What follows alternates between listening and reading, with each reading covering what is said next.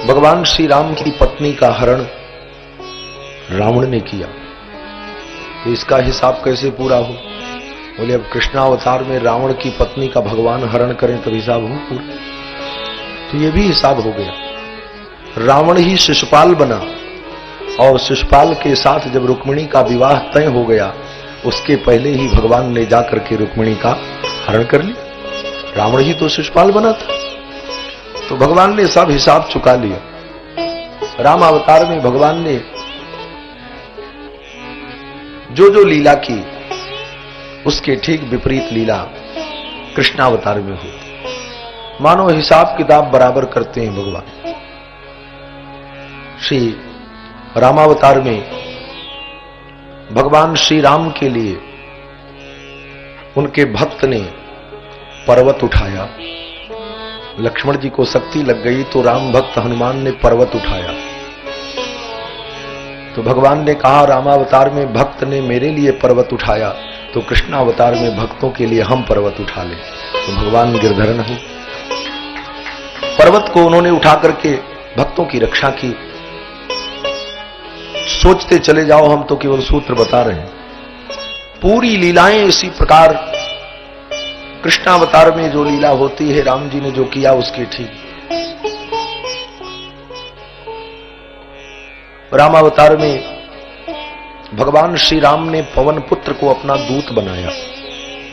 हनुमान जी को दूत बनाया भगवान ने, पवन पुत्र को। राम दूत मैं मातु जानकी, सत्य शपथ करुणा निधान की।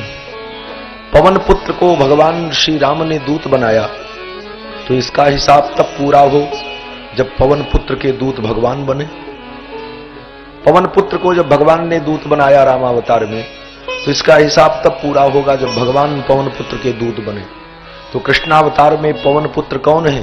बोले पवन पुत्र भीम जी महाराज हैं, जो पांडव के एक भाई हैं और पांडव के दूत बनकर के भगवान दुर्योधन के यहां जाते हैं, पवन पुत्र के दूत बनते हैं भगवान श्री कृष्ण।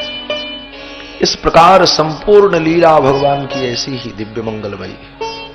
इसीलिए तो भक्तों ने कहा हमारे राम कृष्ण आधार।